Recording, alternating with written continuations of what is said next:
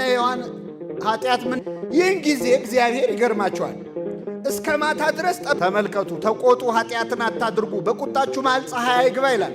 አዳም አዳም ወይ ወዴት ነህ? ሁላችሁም ስማችሁን ቀይራችሁ ይህንን ቃል በሉት። ይፍጥሮ ለአዳም ያምር ግብሮ። አዳም ሳያውቀው ስራውን ያውቃል። ግን ረዳት ትሁንህ ብለህ ምን ያልከኝ እግዚአብሔር። አያችሁ፣ ሰው ለኃጢአቱ በሰው ያመካኛል። እገሌ ገፋፍቶኝ፣ እገሊት ገፋፍታኝ፣ እንዲህ አጥንት ካጥንቴ ናት ይቺ ስጋ። አሁን ፍቅሩ ሲያል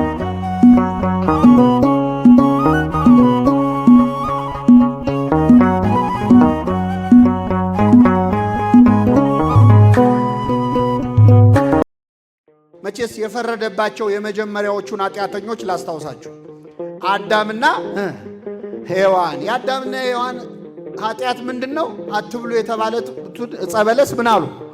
መቼስ ፈርዶባቸዋል እኮ። አሁን አዳምና ሔዋን ከሰሩት የኛ ኃጢአት ይበልጣል አይበልጥም? እነሱ ቅጠሉን የበሉት፣ እኛ ቅርንጫፉን፣ ግንዱን ሁሉ ስሩን ሁሉ ቀቅለን በልተናል እኮ። ግን መቼስ የተጻፈው የነሱ ስለሆነ እስቲ በእነሱ እንማርባቸው። አዳምና ሔዋን ዕፀ በለስን በሉ።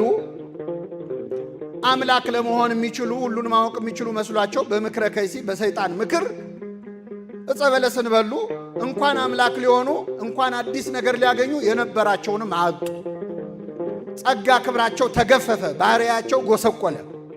ይህን ጊዜ እግዚአብሔር ይገርማቸዋል፣ እስከ ማታ ድረስ ጠበቀ። አዳም ወደ እግዚአብሔር አልመለስ አለ፣ ጠፋ። አዳም ተሸሸገ፣ ጫካ ውስጥ ገብቶ በዛፎች መካከል እርቃኑን ሆኖ ተሸፈነ። ይህን ጊዜ አዳም ሲቆይበት እግዚአብሔር ጠብቆ መጨረሻ ላይ እግዚአብሔር ፍለጋ ወጣ። ተመልከቱ፣ ተቆጡ፣ ኃጢአትን አታድርጉ፣ በቁጣችሁ መሃል ፀሐይ አይግባ ይላል። እግዚአብሔር እስከ ማታ ጠበቀ።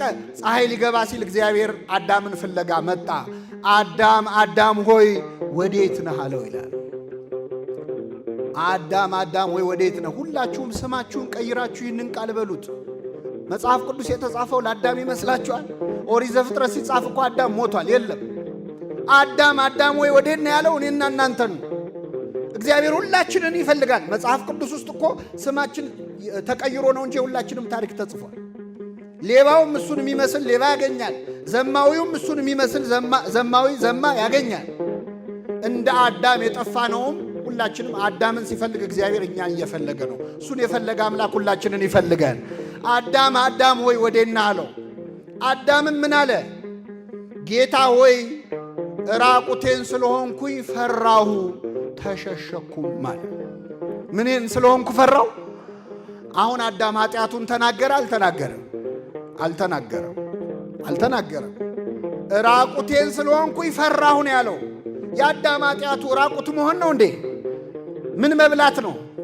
ዕፀ በለስን ስለበላሁ አላለም።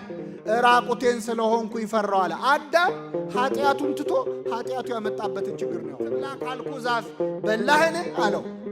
ልብ አድርጉ ምእመናን፣ እግዚአብሔር አሁን ዕፀ በለስን አዳም መብላት አለመብላቱን ያውቃል አያውቅም? ያው ገና ሳይፈጥሮ ያውቃልም። ቅድመ ይፍጥሮ ለአዳም ያምር ግብሮ። አዳም ሳያውቀው ስራውን ያውቃል። ግን ጠየቀው። ለምንድን ነው የሚጠይቀው? እግዚአብሔር ኃጢአታችንን በአንደበታችን እንድንናዘዝ ይፈልጋል። በምን አወክ ራቁትህን መሆንህን?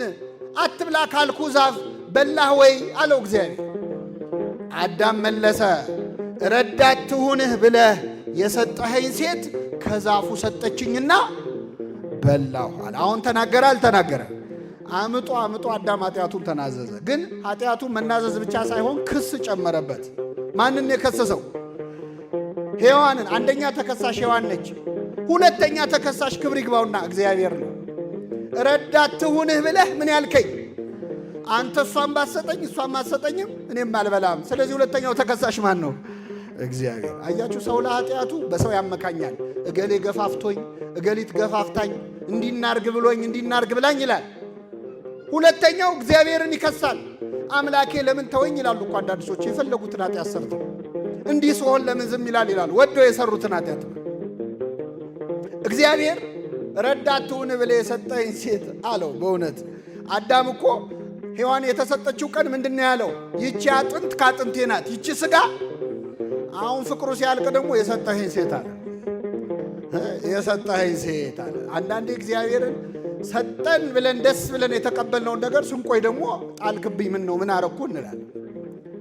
እግዚአብሔር ቀጠለ፣ ሔዋንን ጠየቃት። ምን አላት? ለምን ዕፀ በለስን ሰጠሽው እንዲበላ አላት። የአዳምን ወሬ ይዞ ሔዋን ላይ አልጮኸም እግዚአብሔር። ሁሉም ሰው የራሱን ታሪክ እንዲናገር እድል የሚሰጥ አምላክ ነው። ስለዚህ ወደ ሔዋን ዞረና ያደረግሽው ምንድን ነው አላት። እባብ አሳተኝና በላው አለች። ግን የሁሉ ጥያቄ ለምንድን ነው እግዚአብሔር የሚጠይቀው? ኃጢአታችንን እንድንናገር እግዚአብሔር ይፈልጋል አይፈልግም?